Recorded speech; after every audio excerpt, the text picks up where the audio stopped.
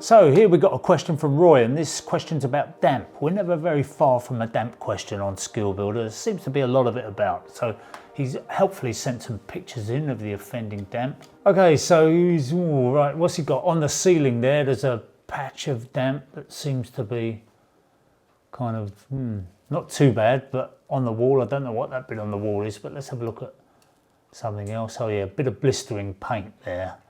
And it looks to me to be one of those horrible sort of textured finishes, so there's probably plastic. Ah, and here's a beam, and there's a bit of water tracking along that beam.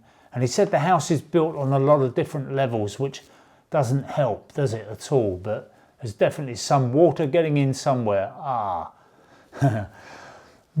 okay, right, this is a bit of a mess, isn't it, this roof? It doesn't look great. Goodness knows what's gone on there. It looks to me like a single-ply membrane that somebody's put on, but not very well. You can see where it's stuck down.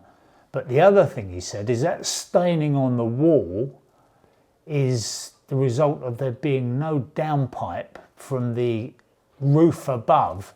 So that roof above is running down. It's a flat roof above, and it's running down onto that wall, and then it's getting onto the roof, this roof, and draining away. So it's got a bit of puddling there, but he's also got some weep vents in there that he's had in there to drain any water out of the wall. So that suggests that there's some kind of cavity tray across there, that somebody's done that job properly, and they've put the weep vents in to drain the cavity tray, but of course he's got so much water running down that wall that it's going to hide into nothing really.